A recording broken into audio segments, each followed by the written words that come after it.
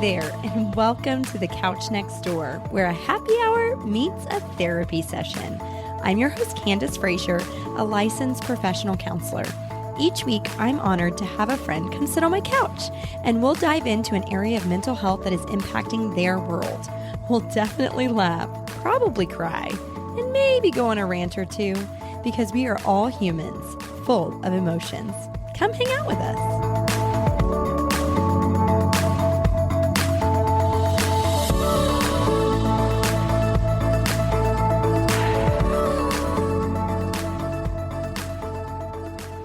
Bridgett Blood is a certified connection codes coach and podcaster from Nashville, Tennessee.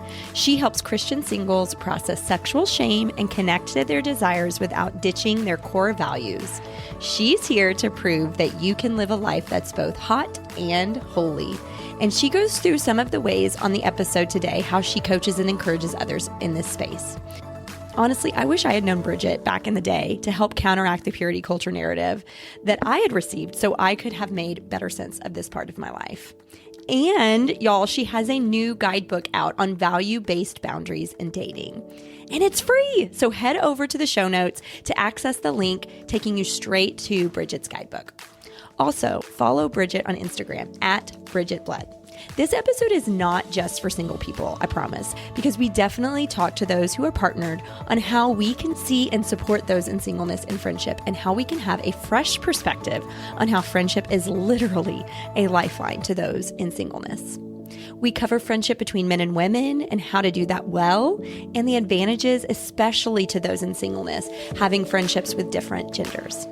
And I just love the story of how God talked to Bridgett about her RBF. Y'all, for real. It's hilarious. You don't want to miss that part. Make sure you check out the show notes, not only to find Bridgett's Instagram, to find her podcast, and to find her new guidebook. All right, y'all, here is my conversation with my new friend, Bridgett Blood. Okay, Bridgett Blood, welcome to the Couch Next Door.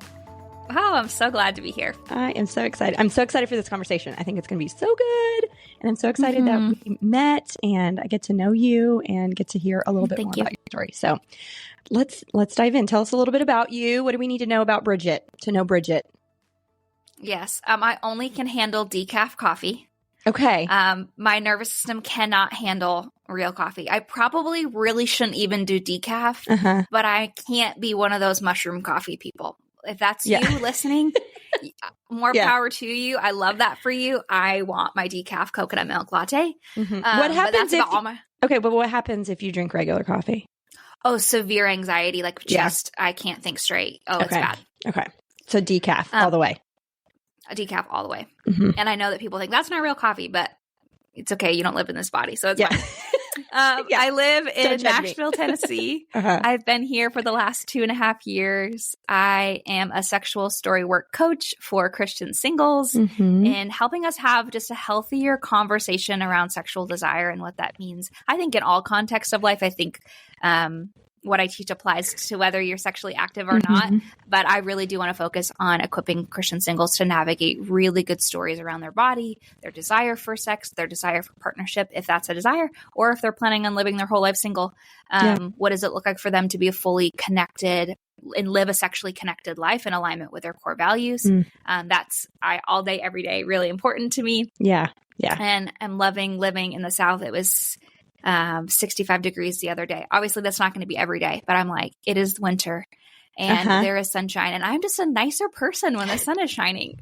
Well, okay. Y'all are.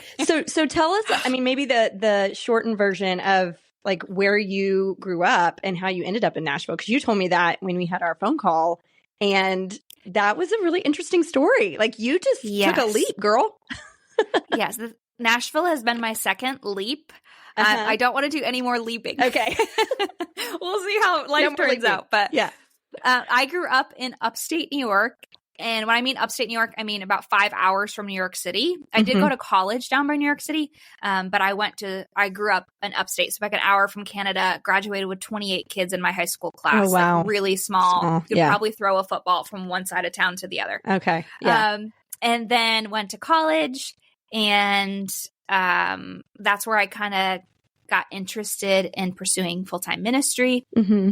Grew up in a church context where women couldn't pastor or lead. And so I really didn't have a framework for that until I got to college. Mm-hmm. And then I was like, oh, wow, I really think I could do this and want to do this. And so after college, I spent 5 years as a spiritual formation pastor on staff at a church in Ohio. Mm-hmm. And then 2.5 years ago, moved here to Nashville to pursue coaching and all of that world full time. Yes. You're very brave. Because you didn't know anybody in Nashville, right? When you moved? Mm-mm. Yeah, you just went.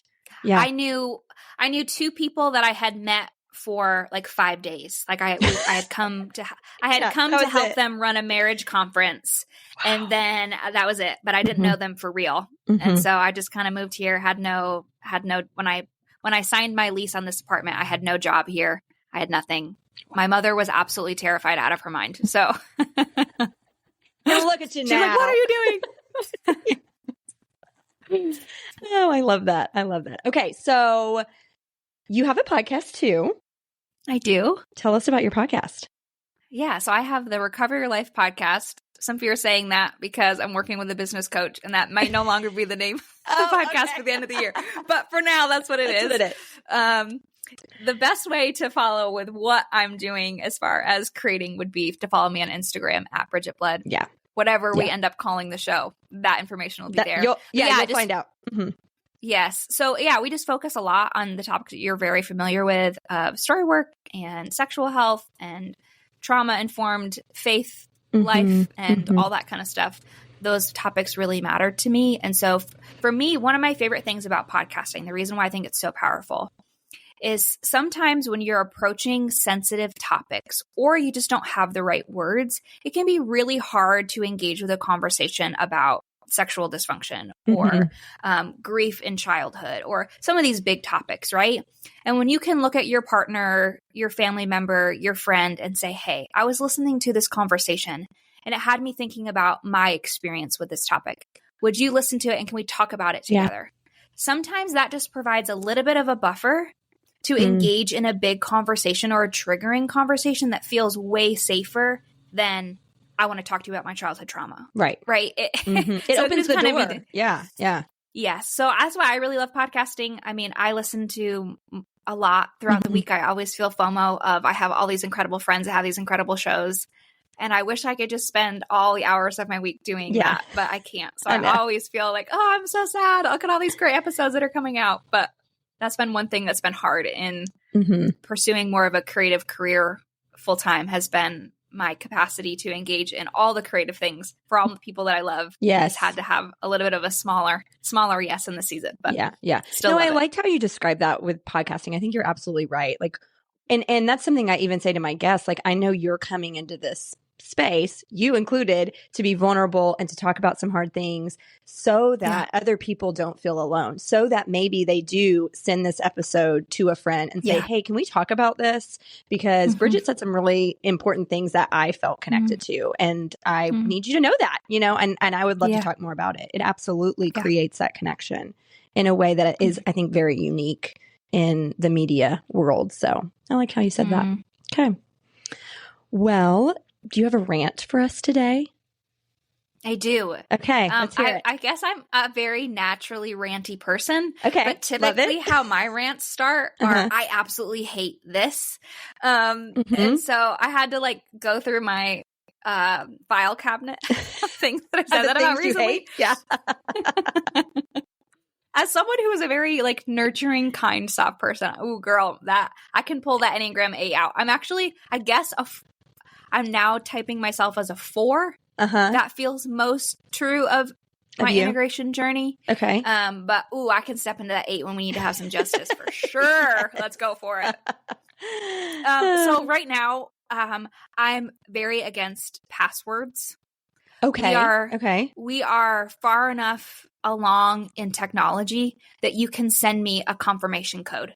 I cannot remember 400 passwords. And I also feel terrified to put my passwords in a software. That's probably crazy. And that's totally okay. I can have some dysfunctions. Sure. Yeah. But no, I cannot remember all these passwords. I'm trying to do a whole bunch of other adulting. Yeah. My phone can give me a little confirmation number in my email and I can hit 1234, whatever the code is, and let me in. I'm done. I would like to boycott passwords. I still think protection is helpful. Right. But can we think of another way? Space. Yeah. There's got to be a better way to do this. Well, and the thing that I hate about passwords is when you have to come up with the new one and then they don't let you use like the last 5. I was like, that's all I got. I have nothing else. I have nothing else important in my life that I'm going to remember. Don't make me think of something else. I can't. I only have so many birthdays that I can put in there, so many addresses or whatever, I have nothing left. I have no other ideas. Yeah, no, that's the part I really hate about passwords. Yes. Mm-hmm. Yeah. Over it. Can't do it anymore. Yeah. I have to have, I'm not afraid of them like saving it on my device. Okay. Okay. That's the only way. That's literally the only way that I can do it that way. I just don't want to have like how you can buy the software that has all of them and. Oh yeah. No, I don't do that. I don't know that. I feel a little bit heebie-jeebie about that. Yeah. Yeah. Okay. All right. So passwords. I love it. Okay. So all you engineers out there, fix this problem for us, please. Please. It's very annoying.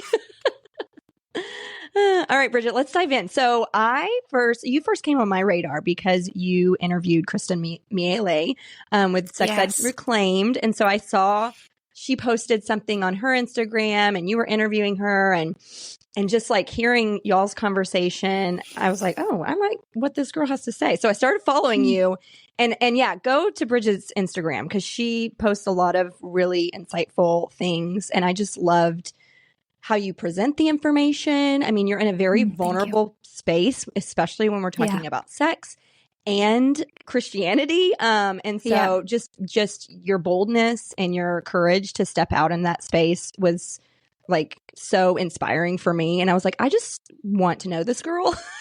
So reach out. We chatted and it seemed like a perfect fit for you to come and be on the friendship season and talk about singleness and friendship, because I think that is a very unique space. And I think there are people out there that probably feel very alone in it. And also people that are partnered. No, what is the word? Partnered. People who are partnered. There you go. I'm adding a T. That want to be good friends to people that are in singleness, but maybe don't necessarily know the struggles or know how to do that really well. Yeah. So I'm glad you're coming on to talk all about what that looks like. So tell us first, what is friendship like for you? Like, what do you love about friendship? What does that mean to you? What are some of your favorite things about friendship? Yeah, absolutely. I want to start, this is very iconic, Bridgett, of hello, welcome to Friendship with Bridgett, is reading you a poem. Oh, yes. Okay, let's do it.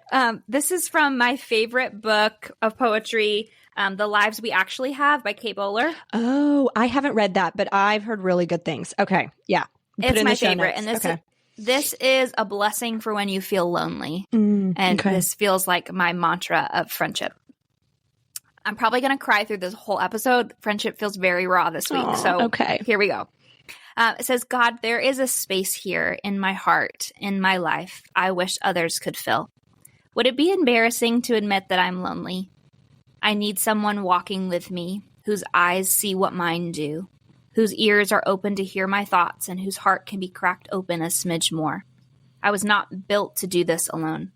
I feel it in the transitions, God, in the moments I need someone to call after a memory I don't want to forget. It feels like leaning back without knowing if I will feel the comfortable weight of being held. Could you remind me first that I am loved, that my needs aren't too much, that my personality isn't too absurd, that the details of my life deserve a record kept by another. Give me courage to look in new places, to risk reaching out, to make plans with acquaintances who might turn into friends. Give me peace, give me hope, give me people. And in the meantime, remind me that lovely moments are still ahead. Oh, I have goosebumps. It's my favorite. And I think for me, that line, that the details of my life deserve a record kept by another. Yeah. And so for me, the favorite thing about friendship is really getting to practice covenant. Like, what does it actually mean to live bearing witness to someone's story and to hold someone's story and for someone to hold that for me, that is a beautiful gift that does exist within marriage. Just naturally. Marriage, it just happens. Yeah. But marriage, right, at its core is friendship. Right. And so what does it look like to live deeply with friends? And that's, I mean, I have 2 people. I have more than that friends, but as far as like my life on life core people, those are 2 people. Yeah. I think I've always felt a little bit of shame as an introvert of, I don't really have the emotional capacity for a ton of people. I can be authentic and be real with a lot of people. But the people who are my core life on life, that's 2 people. And then, you know, obviously when I'm married, I will invite another person into that space. Sure. But I think for me, that's been really important to realize is like, I can live in deep covenant connection and have a life that's really regarded and seen by the people that are closest to me. And I can get to give that gift as well. Right, right. So when you say covenant connection, what do you mean? Yeah. I was listening to a podcast a couple weeks ago, and I just felt so horrifically sad in the conversation. And it was a single person, and they were saying, you know, I feel so much sadness that I'm never going to know what it feels like to have someone that has committed their life fully to me until I'm married. And it was a single person and a married person having this conversation. And the married person said, "Ooh, like, tell me more about that." And they kind of gave some pushback of that, like, what's happening with that? And are you seeing the places and the people that are covenanted towards you? And so for me, like covenant friendships are people that are my ride or die. Yeah. Like we're doing life together. They know all the ins and outs of me. They have permission. They also see, like, they're deeply wounded by Bridgett's dysfunction. And so they have the right to say, ooh, for me to be in close connection to you, this is painful. I need to do this different. And I get to say that to them too. But it is, and I tell my 2 closest girlfriends all the time, it's like, no, like, I'm convinced I have the capacity to be loved and to love in marriage well because of the way that we've loved each other, because of the way that we fought for forgiveness and for friendship and for making sure both of our needs are met and for processing with, ooh, hey, this did not feel good to me. I didn't like having this conversation this way. I need to do conflict different. Like all of those conversations, are there and are present. And so, yeah, for me, it's who are the people that we're building life with, and I know aren't going anywhere. Right. And I do think that can happen in friendship. Oh yeah, absolutely. Well, and it's interesting how you're describing the covenant connection with friends, really mirroring what a marriage covenant is, and almost. I mean, practice isn't the right word, but it is an example to use those skills. And that's something, you know, when I think about some of my closest friends, you know, we talk about how, I mean, we kind of use the word soulmates. It's like, we're never going anywhere, you know, like we are in each other's lives forever. This is just what it's going to be. And when there is conflict, I know that they're not going to leave me, you know, it might be hard for a little bit, but we'll figure it out. Like I don't have any sort of insecurity that conflict would come in between us. So I love that. I love that description. Absolutely. Okay. So, when you think about friendship and singleness, like what has this season of life taught you about friendship? What's that been like for you? Yeah, it feels essential. Feels essential. I think it also has helped me not get friendship in adult singleness has helped me understand the purity culture twist that your partner is going to be like the source of your peace in your life. That somehow you're just going to have this one person. And so, right, I've watched a lot of married friends go, oh no, this person can't hold all of me. This person can't be the only person I'm processing. And so I think that there's a gift in that learning how to do friendship with different people in different seasons and for different needs. And that's not wrong. I think it's good to have a board of friends. Yes. You know, I have the, you know, 2 people that are I'm calling my, 2 a.m. friends. I'm calling you at 2 o'clock in the morning. I need you to show up now. I need you to get in your car absolutely right now. I need you to get on a plane in 45 minutes, like those people. And then I have the handful, I would say, 5 or 6 people that I know that I can just pick up the phone and call or text and say, hey, I need to process through this with you. Yeah. And they're going to be there. And those are men and women. And so I think that there's just this has helped me process that it's okay that we can't, first of all, we're not supposed to meet everybody's needs, right? So yes. I'm responsible for my own needs. Jesus is really kind in helping me meet my needs. And I can present my needs to my friends and they can say, absolutely, I'd love to partner with you in that. Or they can go, oh gosh, I hear that. I don't have space to hold that. You're going to need to find that somewhere else. And whether that's explicitly said or, implicitly from the context, it's just kind of helped me realize like we are made for community and it's never supposed to be one person. Right. Ever. Our soul need for connection or whatever. And the diversities of friendship that's great, that's good, that's still honoring and kind. And, the friends that I will run errands with or do fun things with and are different than the people that I'm, calling sobbing. And that's okay. I think that there's a blend of authenticity in that. It's not that one's more authentic than the other one. It's just, I think that's a blend of personalities, a blend of capacity where each person is in the season. Yeah. And it's just the idea that we are made for community and that having people to bear witness to our life is important. And we're allowed to ask for that. And we also can show up different with different connections. Right. Yeah. That's a thing that I've noticed. And part of the reason I wanted to do a friendship season is friendship showing up in the therapy room often. And I think that can really be a misconception of friendship, is this idea that there's one person, one or two people that's going to be everything for you. And so once you have that, then you don't look elsewhere for any of your other needs being met. But then if something happens, even if it's a covenant connection, there might be a conflict, and now you don't have that person, but who else can you call upon to process things with? And so that's something I've had to really challenge some of my clients of, can we think of different categories of friends? And let's think about the people that are already in your life that might be serving that purpose. Like, do you have a coworker that you guys, have a very similar sense of humor? Maybe y'all take that out of the office and y'all go to dinner after, because maybe that is a fun friendship. Maybe that is a connection where y'all do have that shared, sort of language because y'all work together. But I mean, just looking around and seeing who's around you that can fill in some of those gaps, rather than, well, I have a best friend and that's all I need. Your best friend's great, but there's not just one person that can hold all of that. Yeah, absolutely. Yeah, that's really good. I think especially when you are pursuing an emotional health journey, right? There's a lot of, I'm going to dance on the edge of toxic positivity. Yes. Of when you grow and do your work, you're going to outgrow your people. And I do think there's a part of that that's true. Sure, that can happen. Absolutely.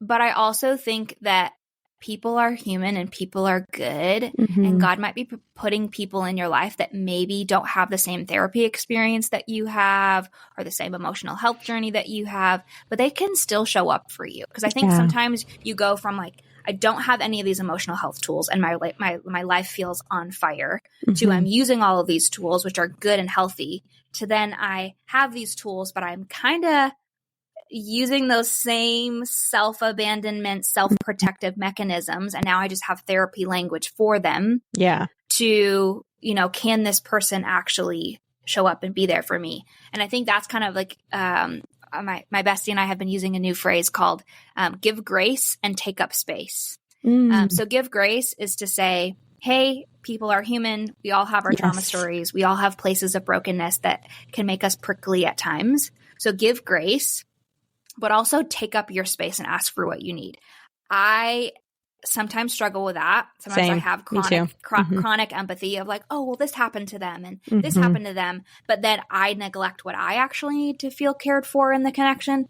And so trying to say, oh, but I'm also going to take up space and say, hey, I know that you have 4 kids and I know that, evenings are busy with homework and your husband got home from work late. That's totally fine. I really need to know that you're going to show up for dinner on time. And so if Thursday nights aren't going to work for us, let's try a different time. Yeah. Instead of just being like, oh, well, this is what's happening for them and not taking up your space as well. And I think you can do that in a really kind way. But I think also, like you said, like being open to the places and the people that God's put in your life that may not, I feel guilt saying that, but I think it's important because it's real. They may not be your bestie for the rest of your life. Yeah. But they may just be beautiful people that God has placed in your story for a season. And that's really okay too. And it's okay for you to be a person that God places in someone else's story for a season. And it's okay to be honest when that capacity changes. Absolutely. Yeah. And holding that loosely and not taking it personally. But like you said, taking up that space and sort of advocating for that for yourself. Yeah. You need to do that because either the friendship will break because you haven't spoken up and resentment has grown, or it won't, like those are the options. So if you say something, chances are you'll be able to work that out with that person. And if not, that tells you information, right? Like that tells you about what that friendship maybe really, really was and where it needs to end. Yeah, that's good. Well, so you mentioned like you have men and women friends. Yeah. So let's talk a little bit about like, you as a woman being friends with men. What does that look like? Because I think, especially in the Christian circle, but I mean, I think it's an important conversation. How do we do that well, right? How are we friends with somebody that's a different gender and doing that well? Yeah. I think it's fair to say that this has been a really tender, twisted part of my story. I grew up in a church environment that didn't want men and women to be friends on Facebook because they could have an affair. Yeah. So it was like really high stakes of like, oh, men and women can't share you would have to be in a group chat if you're going to text each other, or it was just a lot. So it created a high stakes of, I had no idea how to be friends with men. Sure. Which has definitely led to places of hyper romanticization with single men, and has really I've wounded. Like I remember in college, it was a huge part of my college journey. Can we stay here for a little bit? I have a lot to unpack about this. I think this is good. So in college, the Lord had to do a lot of healing for me around this. And I remember I was at a virtual IF gathering, IF local, right, with Jeannie Allen. And we had prayer stations set up. And there was one that had like a cross set up and like anointing oil, and you could just kind of sit, and there was pillows on the floor and just kind of chill out. So I'm like laying on the floor all holy. And the Lord says, hey, I'd like to talk about your RBF. No, he did not. And I was like, he actually used the real words, but I'm not sure what boundaries are in your podcast. And I was like, first of all, can God say that to me? Like, how do you know what that is? Do you know what that is? Like, that's how does God know about that? Okay. And he says, yeah, he's like, you've used purity as a weapon against men instead of as an invitation into holiness. And that's not what I created sexuality for. I'd like to talk about your friendships with men.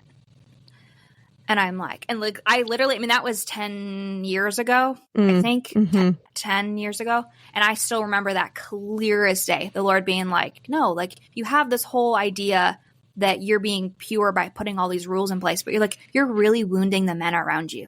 And so I remember I had like one of my guy friends, I had walked into the cafeteria and he goes, Bridgett, he's like, you look so beautiful today. How are you? Like super platonic, not weird. And I felt my whole body shut down. And I was like, oh, bad, right? Like he's attracted to me, or he thinks I'm pretty, or what does that mean? And am I a whore? Like these things super are uncomfortable. Going through me. Super uncomfortable about it.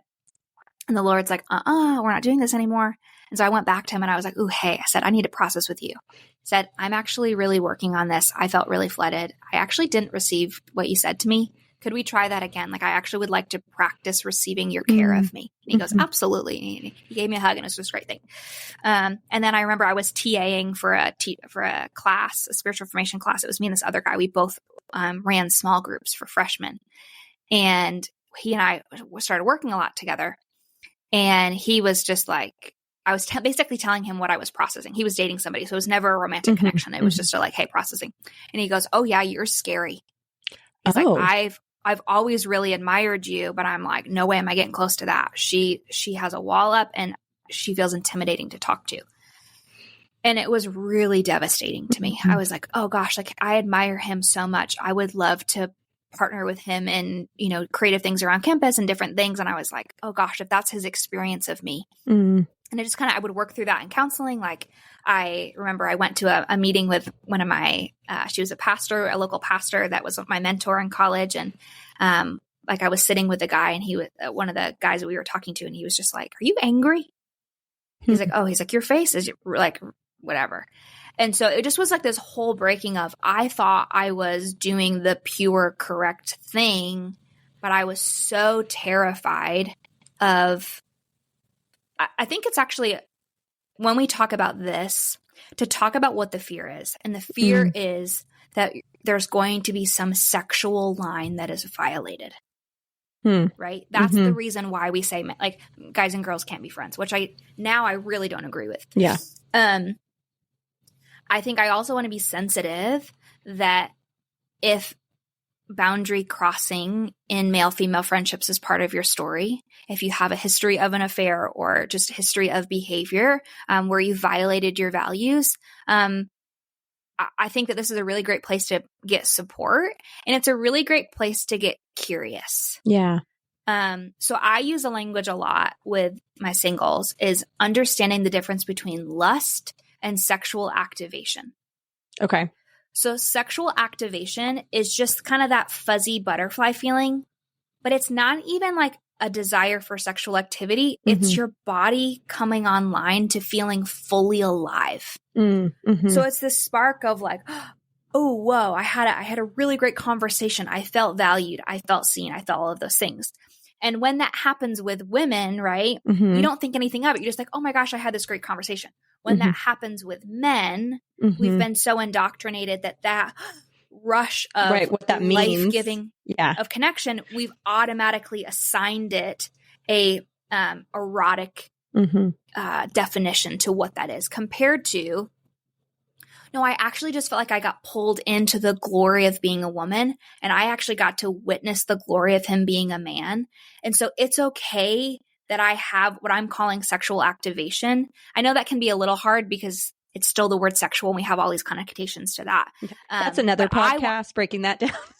Isn't it? Yeah. Like I want to break the connotation that sexual is not confined to sexual activity. Sexual is the embodiment of my femininity and a man's masculinity, and how we dance with those things, both platonically in friendships and coworkers and all of those things, and how that would play out in a romantic connection or partnership. Yeah.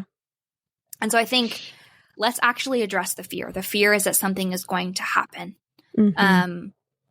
I think having really clear conversations within that connection, right? I have a lot of married guy friends, to know that their wife feels really safe with me, that she knows when she knows that we're talking. She knows I have a really sweet dear friend of mine. He's like my big brother, that he doesn't live here. When he comes in town, he'll take me to dinner and we'll catch up. His wife knows that we're there, right? It's not like this secret thing. But my body still gets hit with that. And I've had to process that with guys of like, oh no, I feel like I'm doing something bad. Nothing that you're saying feels like it's crossing a line for me. None of the way that I'm showing up feels like it's crossing a line. I just still have this religious stigma that something about this must be wrong or bad or all of those things. And so I would say my story has been deeply, deeply wounded because of my lack of connection platonically to men as a middle school and high schooler. Like, being in a church environment where this was so, I don't even say that it was taught. I'm just going to say that was the way my body experienced what I believed the boundaries were. Right. It was really hard. And I think that's a very, Andrew Bauman, I love his work. He talks about a pornographic style of relating. And typically when we talk about that, we talk about it in men objectifying women. Right. But we don't talk about it in women objectifying men to think that the only reason why a man would want connection with another woman is for sex. Right. Yeah. Yeah. That's a really degrading view of men. And I would say within the last probably 2 years, really digging into the beauty of men and the fact that men are equally designed for connection and play and fun and need for all of the emotional connection that women need. Like, that's been really helpful for me to have friends with men, because I can have a masculine perspective, but I'm like, oh, you're not just after sex. Yeah. Right. Right. Well, and even thinking about all the things you're saying, it's very much resonating with me because I think I probably had the very similar experience and would often just shut it down or put a wall up. But even thinking about, especially the topic that we're talking about, how many connections you could have missed, or even like going forward, once you started to work on that you wouldn't be able to invite and include in your life if that wasn't something that was brought to your awareness. Yeah. And I, as a single person who does desire to be married, and I know that's not every single person's desire, but I have a really beautiful picture to keep with me of a line of men that will line up and will have shown me bits and pieces of what I desire in a partner. Oh, yeah. Right? Yeah. There's pieces of this man's intentionality and this man's kindness and this man's safety and conflict. And this, I piece all of those things together. And these are also men that I want to give their stamp of approval. Absolutely. Right. Yeah. Oh, yeah. You trust them. Yes, that these men speak into the type of man that I will romantically partner with. And so, yeah, it's brought such goodness to my life. And yeah, the other way too, just to be able to grow and learn and have all of those types of things. I think be aware, right? I don't want to be insensitive, right? I don't want to be insensitive to places where violation or pain has occurred, because those are really real. I think about whenever I'm talking about sexual activation in whatever context that's in, whether that's in, I saw a scene in a movie where I went, oh, wow, blushed a little bit, or had a conversation that sparked interest, or saw an ad on Instagram, or intentionally sought out explicit content, or whatever the context is, right? It doesn't matter, because your brain, sometimes I think of your brain when you're talking about sexual activation as a toddler who doesn't have a social filter. So if you've ever been with a toddler and they go, hey, mom, look at that person with the blue hair, or hey, mom, look at that person. And you're like, we don't talk about this, right? Right. So your brain does that. Your brain goes, oh, hey, that's a sex thing. That's a sex thing. And you go, wow, thank you for that information. Right. That's not how we're pursuing connection right now. And so for me, that's been really helpful in my own journey, but also helping with other people. That I kind of walk people through a framework of how to pay attention to what's happening in that conversation, which for me takes a lot of the fear and the pressure off. I know that this topic, especially, right, because I am a single woman. Yeah, I have single guy friends, but as a single woman, as a friend to a married man, right? Yeah, what does that? And again, we just have lots of conversations, and so yeah, kind of talking through whenever I talk about that is 4 really good questions that you can use in any setting. Okay. This is single, married, whatever. 4 questions whenever you feel sexual activation is, what is the story that is being presented to me? Right? Okay. So think about this a lot. Think about your favorite love song. Right? I will always love you, right? What's the storyline in that? The storyline in that is that I'm not going anywhere. You can always count on me to love you. There's this piece of me that I'm never going to let you go. There's always a part of me that's going to be committed to you, that's going to love you, that's always going to hold you tenderly, right? That's the story. Right. The second thing is, how does this activation or this storyline impact my personal sexual formation story? So, right, when I hear songs like that, or, right now I'm just going to talk about it in the context of a song, but we can talk about it. If it actually happening, relationship is to go, oh, like there are places in my childhood where I wasn't sure that my primary caregivers were a secure, safe place for me. So the idea of having a masculine presence that says you can count on me, I'm not going anywhere. There's something activating about that. Right. And there's also something reenacting about that, about my childhood. Yeah. Good to be aware of. Yes. Right? Right. 4th question is, okay, what does that tell me, that activation? What does it tell me about what's missing in my life right now? Oh, okay. I use this a lot in dating. So I might have a couple of connections with a guy. He's very handsome. He's very kind. Deep down in my soul, I go, this is not the kind of romantic partnership that I want to pursue. right? So I'm paying attention. What is the story that's being presented to me in his pursuit and initiation of connection with me? Okay, I'm going to talk that out with a therapist or a friend. I'm going to say, okay, what is beautiful about what's being met and also being reformed or restored or reparented in my own formation story. Right. Great, cool. Now I go, what's missing? Oh, I think I'm just missing time with men where I feel secure, which is where my guy friends come in real handy, right? Because I very easily could take that masculine need and say, let me just scroll through a dating app and get a bunch of men to notice me. Right. Or because I need that. Correct. Or let me keep going on dates with a guy that I know is really not going to work out because whatever. Right. So I could use that masculine need in an unhealthy way or in a way that doesn't align with my values. Or I could take it to my guy friends and just say, hey, missing you. How are you doing? Blah, blah, blah, blah, blah. I have that conversation. I have that connection. I go, great. That is a way for me to show up to it in a way that is honoring, honest, and honoring the values that I have in place. So what's the story? How does that story impact my story? What's missing? And then that fourth one we kind of just covered, which is how do I go get this need met in a healthy way? Right. Yeah, that's good. Well, because that's where the wall comes in place is we don't think we can get it met in a healthy way. Yes. That sexual activation is being framed as, us wanting a sexual connection. But in reality, maybe we just want a masculine connection. Maybe we just want that need to be filled and it has nothing to do with sexual activity.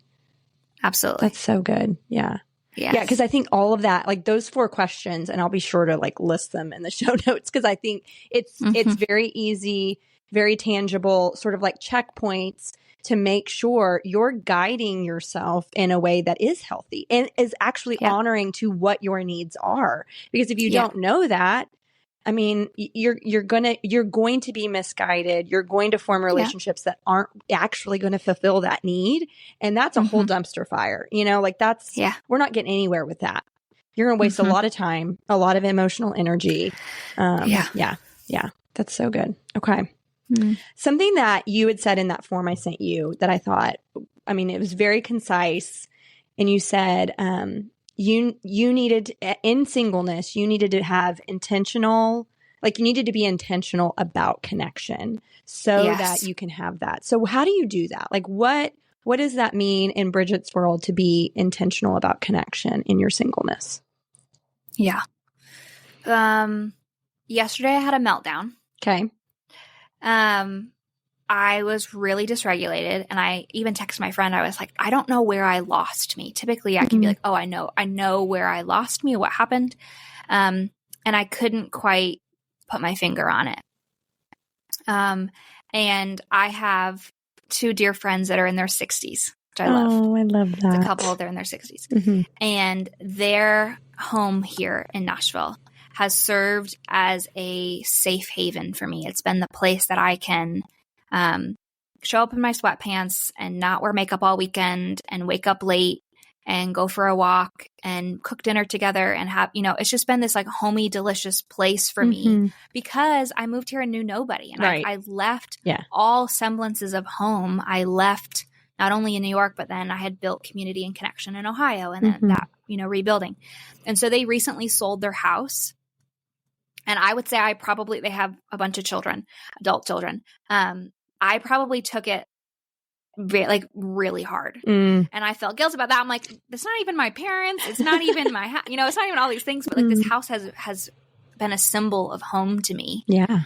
And so yesterday I just kind of kept processing, kept trying to stay with what's happening for me. There's a lot of loneliness, a lot of fear, which led to me freaking out about finances and my business is going to blow up. Whenever I feel really lonely and I'm partnered, I immediately go to, I'm not going to have any money. My business is going to fail. I'm going to die alone. And I'm like, oh, okay, let's kind of slow down and figure out what's happening here. And so I ended up chatting with the wife yesterday and I was like, I just feel a ton of sadness. I'm grieving that my body right now no longer has a physical location where I can go and know I'm going to be cared for. I recently transitioned out of a church. My Tennessee parents, right? They sold their home. Right. And then I recently ended my time at a wonderful job here with a great community to put more time into my coaching. And so all of my tangible, I'm going to this place. And when I get there, people are going to hug me. People are going to love me. People are going to enjoy spending time with me. Yeah. They're all gone. Yeah. That was security. Yeah. And so I go, ooh, wow. Like, first of all, I have to grieve that I don't have that. And there also is definitely a narrative, I think, that's pushed from the toxic self-help of you can't expect someone else to meet your needs or, you know, that's unhealthy to whatever. And I'm like, okay, like, sure, when it's at the place of abandonment, but are we actually wired for connection? Right. And it's actually really good of me to need people. Yes. Yeah. It's also really terrifying of me to need people. Right? Even in sharing that, I'm like, I feel fear telling you that this move has impacted me the way that it has. And so I think in singleness, one of the ways that pursuing friendship connections have been so vital is because it's very easy in my routine of life to go long periods of time completely isolated. And for me, there's a difference between isolation or in my coaching program, what we call it is psycholation, so psychological isolation. Okay. That you can be with a lot of people, but not really being vulnerable or authentic with what's happening for you inside. Sure. And time being alone. As an introvert, I love time by myself. Yeah. Time by myself is very different than dying in a hole by myself, not allowing anyone to see me, not being authentic, not sending that text message. Right. You know, even just sending that text message yesterday with my friend, I'm like, okay, I'm drowning today. I'm not really sure where I lost myself. My brain needs some time to come back online. This is really painful. Yeah.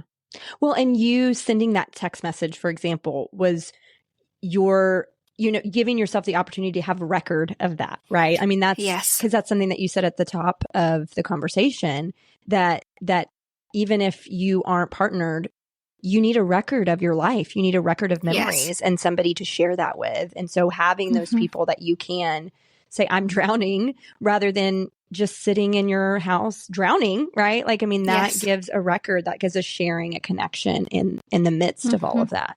And like you said, we're wired for connection. And so that can only help.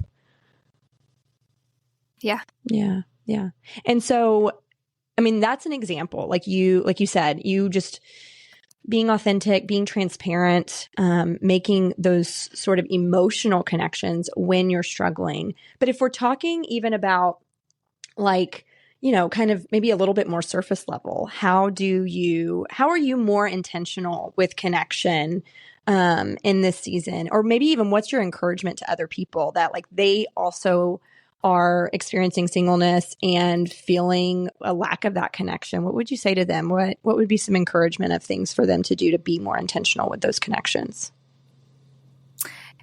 Yes. My encouragement for singles is that we are too old to have lame friends.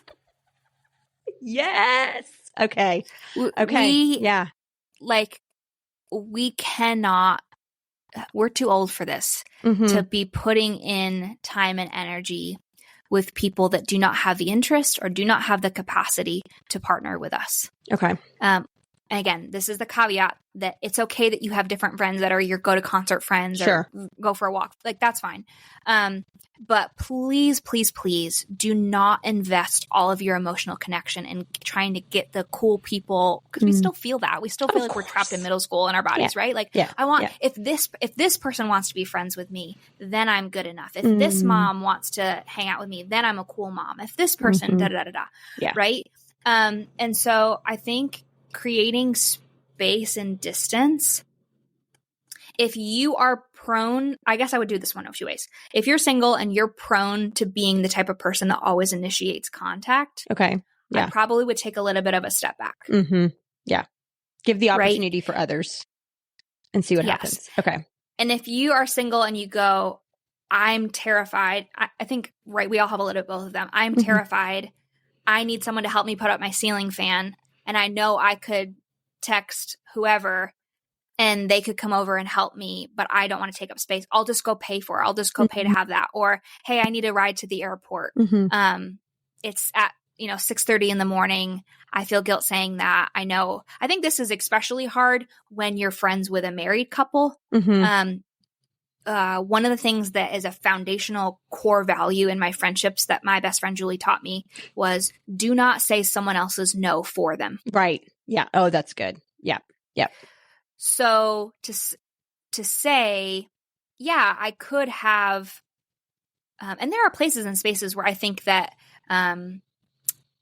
partnership, I have a meal delivery service that I use when I need it, or I might have a Walmart pickup or things like that. Sure. Like, those are places that the dishwasher, right? Yeah. Those are all places that I provide partnership for myself in singleness, but I don't want to automate all of my needs because I can in this world. I don't need to go to the grocery store. I don't need to, ask for information. I don't need to, I can look everything up online. Right.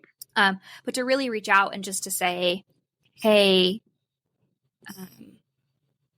even like this weekend, I'm thinking I need to go get my windshield wiper. I need to get new windshield wipers. Can I do that by myself? I am a grown up. Absolutely, I can go do that by myself. But I have a friend that I'm like, hey, will you come sit in the car with me while we go to AutoZone and I go have my windshield wipers replaced? Right. So it's not a big thing. She might say no to that, and that's totally fine. She has the right to do that, and I'm going to be okay. But I think reaching out for those small moments of connection is really important, is to continue to say, hey, and to make yourself available too, right? To say, hey, if you want to co-work, I'm going to go to I'm going to coffee at this time, or, hey, I'm going for a walk at whatever. But then also I think, and I'd be curious to hear your perspective on this as a married friend. I have had the best success in friendship with my married friends, especially when they're in seasons of young kids. I invite myself over. Oh, yeah. Like, hey, I'd love to come over. I'm happy to fold laundry, or I'm happy to go to the kids' soccer game or whatever. It doesn't have to be this big thing. I think breaking the misconception that adult friendship means we look cute at a coffee shop. Right. Yeah. We're going to dinner and drinks, and that's fun. And that's sure. Right. That's great. And I think make space for that. I heard this was years ago. I'm some shame that I can't remember who said it, but it was a woman who was basically saying, hey, as a married woman to single friends, there are places where I have to make sacrifices too.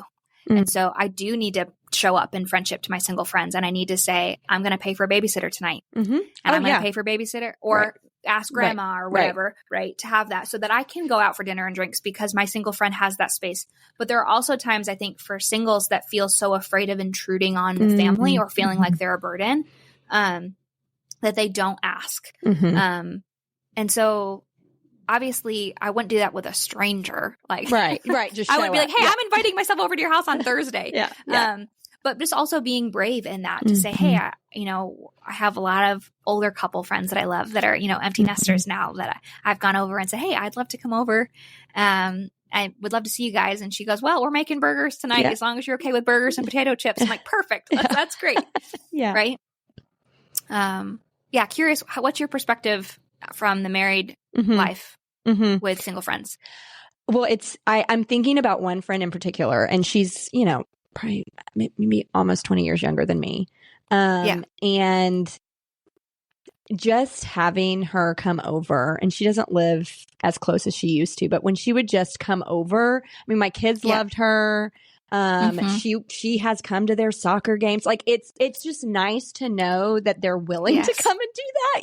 I mean, that she does like hanging out with my family, that she is okay to meet me where I'm at, because it is a little bit harder for me to find a weekend to go to coffee or whatever. But for her to even say, well, when's the boys' soccer games? I'll just come up and sit with you, just even offering something like that, to know that that's an option. Because I think it's easy for me in my head thinking, why would this 20-something want to come to a 9-year-old soccer game? Or why would she want to come over in the middle of the week when my house is chaotic and we're eating leftovers or whatever, Why would she want to do that?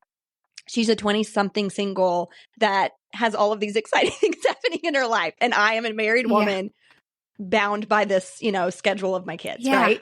Absolutely. But that's just me getting in my head and discounting the connection that we have, the connection that she enjoys, I think, when she is around my family and getting to be a part of it. And so that's something I kind of have I've had to step back and observe so I could let her into that, because I think and now I will invite her, right? Like, hey, the kids are playing this weekend if you want to go or whatever. Like, I am much more apt to do that because I see what that's like for just our friendship, not even for her or for me, but just how it's allowed more opportunity for that connection if I just sort of let that in. I love that. It's so good. Yeah. Yeah. And so what I'm hearing, like when we're thinking about somebody that is single, somebody that is married and they're friends, just ask, right? Like, what do you need? Where can we meet each other? I need you to get a babysitter because I don't want to go to your house on a Thursday and fold laundry. Like, I want to go out and hear each other, see each other, make that known. Okay. Yeah. And I think just a couple more like caveats for married friends. Please pursue single people. Like, please invite them into it. Please don't sterilize your life. I don't want to see your house perfect. I mean, sure, sometimes that's great. Sure. But I don't want to see your life. I don't want to see your marriage perfect. I want to see you. And I think that for me, a lot of the loneliness, the deep desire for partnership can sure be filled in a cute dinner out with girls. But it's actually more in, hey, I'm running to the store. Do you want to come with me? I can swing by your house. Things where as the married person, you might feel like, oh, well, that's boring. The 20-something's not going to want to do that. Right. It's like, yeah, they do. Yeah. And that's single men or women, right? You might have single guys and, in your church community or wherever where you work or whatever to say, come over and hang out with our kids. Yeah. Like even that, like I was talking to my sister-in-law and she had heard me. I had done a podcast about singleness. And she was like, oh my gosh, she's like, you have to ask people for physical touch. Oh, yes. I was like, well, if people have roommates, it's different. But like, no, like I have to be intentional if I'm cooped up in my house. I haven't been hugged in a couple days. Like that's a problem. Yeah. And so, even having like just kids to hang out with and to love on them and to have that physical touch with them, snuggle babies or whatever it might be, is really important. And I think it's really helpful for the kids and their psychology. We can get a little, scientific about it. That kids know that there are other safe adults in their life besides mom and dad. Yes. That they can trust. That they can trust their, hardship with, that they can trust their body with, that they can lean in and just know that there are other safe people in my home, that it's okay. And I think this is, too, when kids experience pain with mom and dad, that mom and dad know, hey, call whoever. If you need to go for a ride today, you want to go ride a bike, like it's okay. Like you can talk to, and you trust. Yeah. Right. You trust that those people are going to have your best interest in heart, that you're not sending your kid to somebody that's going to be like, oh yeah, you're terrible parents. Right. That they're going to hold both sides. Yeah. You've developed that relationship, that reciprocity. I love that. Yeah. So, I mean, with the married friends, and like you mentioned, your sister-in-law saying you have to sort of be intentional about making sure you've been touched. I have a client that she said to me, she's single, and she said, I schedule monthly massages to make sure I have been touched. Like not to say that it's a whole month, but to make sure that that's in my books, that it's happening. And I think those are some things that, like you said, married people aren't necessarily thinking about. Is there anything else that married people may not know about singleness, and that they may be missing the mark just because they don't know, and they could maybe have more understanding and be able to meet those needs differently? Yes. Never, ever, ever tell a single friend that it's good that they're single because they can pursue X, Y, and Z with all of their spare time. Okay. Never. And why not? Ever, ever, ever. Tell us why not. Why shouldn't we say that? That's really painful and really disregarding to someone's experience. Because your experience, so loneliness, this is important. I can nerd out on what emotions actually register in our body. So loneliness actually can show up as chronic pain. It's a dull, sustained physical manifestation of an ache that says I need partnership. Yeah. So loneliness is not about alone, like alone time. Just as like someone in a partner, married with 6 children can be swallowed in loneliness. Absolutely. Yeah. Right. So I would say just really starting to ooh them. That's a term that we use in connection codes, which is, hey, I hear you. I see you. Oh, I think I'm missing something there. Can you tell me more of what's happening for you? Yeah. Right. And you doesn't mean that you shut down your experience. You might go, I would love to have Saturdays where I didn't know what to do. Right. Yeah. But also to say, oh, wow, I hear you. Tell me what happens for you on Saturdays. Well, I get up on Saturdays and there's no one in my house to wake up to. And then sometimes I feel shame because I've watched 3 episodes on Netflix instead of getting up and going for a walk like I could have. But I feel so lonely that I don't know if I want to walk by myself. Yeah. You can go, oh, wow, hear you. And maybe it's just you're oohing them. You're honoring their experience. Yeah. And sometimes it's like, oh my gosh, like, well, we're up by 6:45 because I got a 2-year-old. And so by 7:30, we're out at the Greenway. If you want to come join us, always know that just text me. If you want to join, great. Like being aware that both people's experience is real. Yeah. And I think one more thing on that, because I have my 2 best friends, one is married, one is not. And so my best friend who is married, there are so many times, and I know it is a little different because I'm a relationship coach too. So I get that that's a little bit different. However, I'm also human and know how to regard pain. And so there's something really beautiful about championing her marriage and honoring her pain and giving insight and just holding that, where she'll bring to me, she'll be like, hey, I had this misconnection with my husband and we're kind of struggling through this. I would love to process that with you. Right. And so just because someone isn't married doesn't mean that they don't have really powerful insight to share with you about what happens for you as a human being connected to another human. Yeah. Yeah. Right. And so for me, that feels really, really important to say let your single friends carry the weight of marriage with you. And single friends, please let your married friends carry the weight of your singleness with you. Yeah. Because we need each other, because whatever your romantic relationship status, like we are humans designed for connection that experience pain. And no matter what your relationship status is, like that's going to be something that we all need each other for to grow. Yeah. Yeah. So good. So Bridgett, what would you say to your younger self about friendship based on what you know now? Yeah. I would say probably 2 things. Number 1, yes, guys and girls can be friends. Okay. Yes. That's what we've learned. My first one. And number 2, like there are people who think the world of you. Like do not try to keep earning love and friendship with people that just are missing it. And they're not because they're bad people. It's not because they're evil. It's just because for whatever reason, it doesn't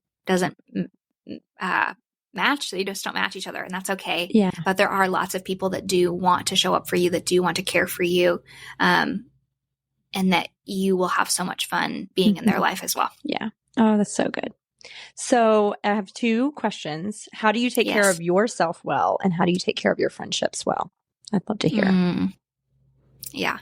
How I take care of Bridgett well right now in this season is I do not start working before I've had my movement and my breakfast in the morning. Yesterday in my flooded everything, I was on the computer working on an ebook at 6:45 in the morning, and my friend was like, "Oh, what's happening? Why are we on the computer?" So I'm not saying I always do that perfectly, but I've noticed just a huge shift in get up. I've been doing this is the first time I've had consistent Bible plan for the first time in 4 years. That's another podcast. I needed a pause to just reassess how I engaged with scripture growing up in such a conservative experience. But it's felt so fun to me. So I have this sweet old man that reads me scripture every morning in my ears. And so there are a lot of times where I'll just lay in the dark in my bed and listen to that before I get up. That feels life-giving to me. I found that if I start a podcast that early, that feels like too much input. So I'm like, ooh, let's wait till we've eaten breakfast. We've got our sneakers on. We're out walking. So really just being aware of what I'm calling movement before media. That's good. Ooh, I like the sound of that. That's good. And that has been really, really helpful to me in caring for myself. And then I have a local food company that does delivery services. They do all like healthy, you can pick your food. I have food allergies and stuff, so pick that. And I'm not doing that every week, but having that once or twice a month where I know that I have meals that I can have or put in the freezer has been amazing to take care of myself. Good. In that, I've loved it. Yeah. And your other question was friendships? How do you take care of your friendships well?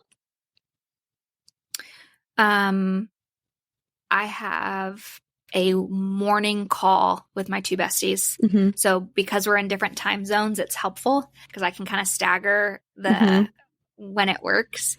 And so obviously there are days where it doesn't work, but I would say at least 4 or 5 mornings out of the week. We just kind of have that on rotation. We expect that one person's going to call or not. But those friendships are also secure enough that if for some reason the message doesn't come through, we'll catch you later. Yeah. But yeah, having those core people that we just process. This is what's happening in my world today. What's happening in your world today? What happened yesterday that still feels a little stormy inside that you feel like you need to regulate? Yeah. And how can we process through that together? Yeah. So having those two things in my mornings has been really helpful. Well, and having it scheduled, I think that, and like you said, if it doesn't happen, it doesn't happen. My best friend and I used to call her every Tuesday and, she's listening, I'm sure. And she's like, you haven't been calling me on Tuesdays because, whatever. But that's, our backup plan is Marco Polo. And we just use that when we can't. Yes. I love Marco Polo. When we can't have an actual conversation in real time. But I think that just makes the difference when you have that already sort of built into your routine somehow, because you can count on that. And you know that you'll have that time to unload or to process, or just to talk about dumb stuff that's, going on in the world. So that's good.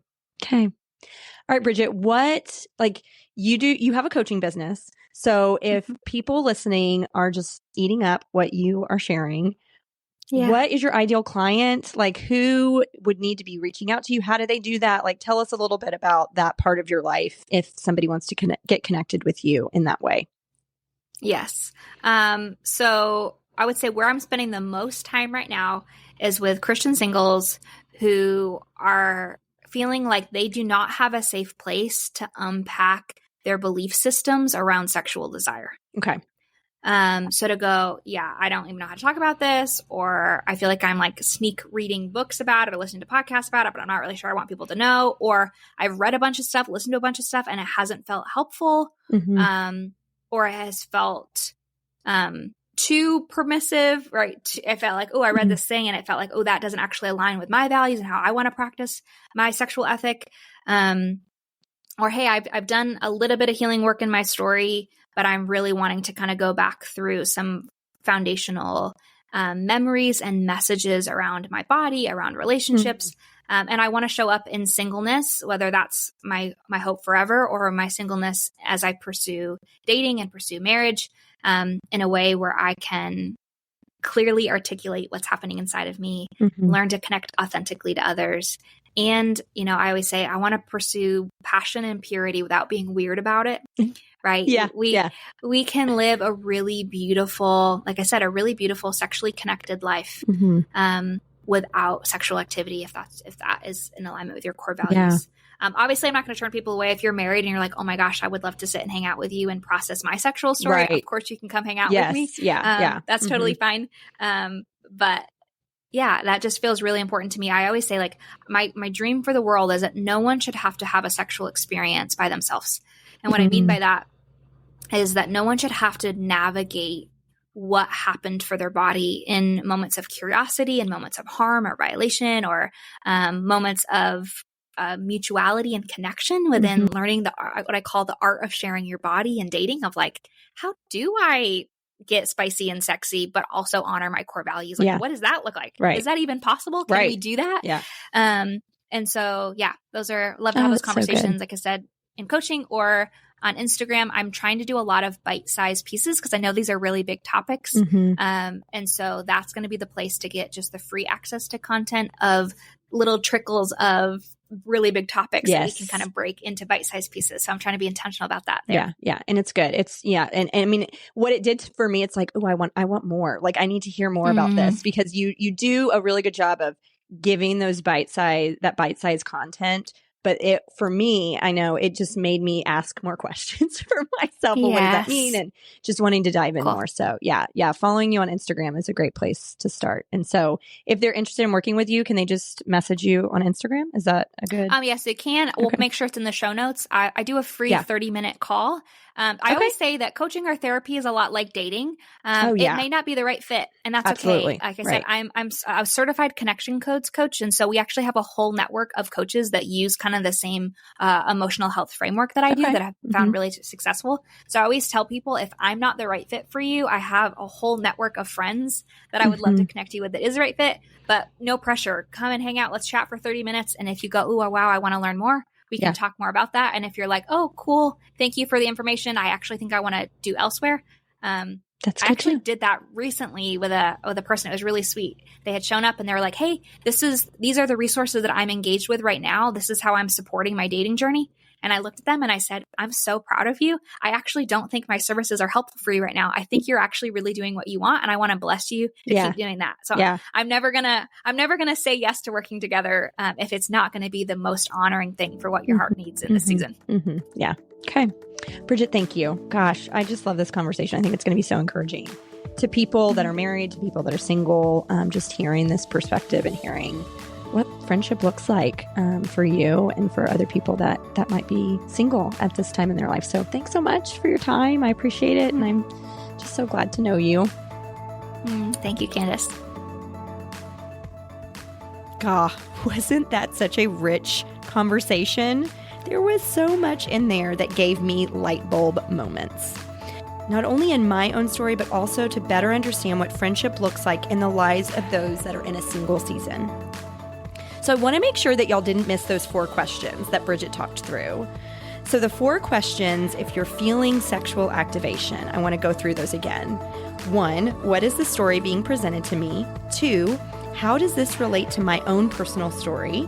3, what does this tell me about what's missing in my life right now? And 4, how do I get that in a healthy way? I just love the way that Bridgett walked us through those things. And y'all, this is exactly the kind of stuff that she does in her coaching business, and also what she talks about on her podcast. So because Bridgett and I both come from a Christian background, I definitely identified with what she said about how religious stigma can get in the way of singleness and connection with others, and how that just doesn't serve us well as humans, because we are made for community. There's so much in the show notes, so please make sure you go over and check those out, especially Bridgett's Instagram, website, and link to her new guidebook on value-based boundaries in dating. I loved how Bridgett also talked about the importance of having a board of friends. I speak on this so much in therapy sessions with clients when we're talking about friendship, is not one person can serve all purposes. And so it's so important to have a variety of different friends in different seasons of your life. And so specifically for those friends that are in a season of singleness, I just loved the way that Bridgett touched on the importance of others bearing witness to our lives, and how those in singleness really have to be intentional with making that happen for themselves. And so to also encourage those of us that are partnered right now, I think it's important that we notice those that are in a single season, and that we make those efforts to connect with them and to integrate them into our lives in such a natural, beautiful way, so that they can feel that sense of community. So take this information out, y'all, and let's make sure that we are taking care of those around us well.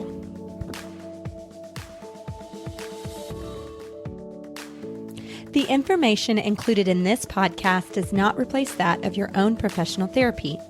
If you believe you are in need of professional assistance, please reach out to the medical community in your area. The Couch Next Door with Candace Frazier was created by me, Candace Frazier. Graphics by Jason Frazier. Music by Josh Bissell. You can find the show notes and affiliate links on CandaceFrazierLPC.com. Click on the tab Podcast and you'll find all podcast-related content there. I'd love to connect with you on Instagram. Find me at Candace Frazier LPC. Give the show a rating or review wherever you listen to podcasts. This really helps get the show to more listeners in the world, and I would be so grateful to see what you all are loving. Until next time, show kindness to yourself and those around you.